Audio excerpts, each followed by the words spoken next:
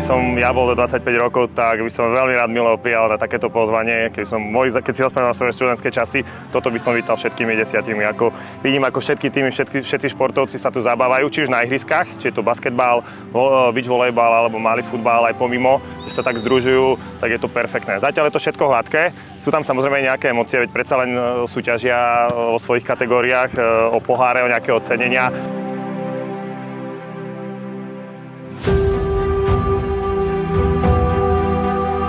Ja si myslím, že každý jeden účastník, ktorý tu tohto roku je, by určite 100% rád prišiel, ak bude teraz splňať ten vekový limit.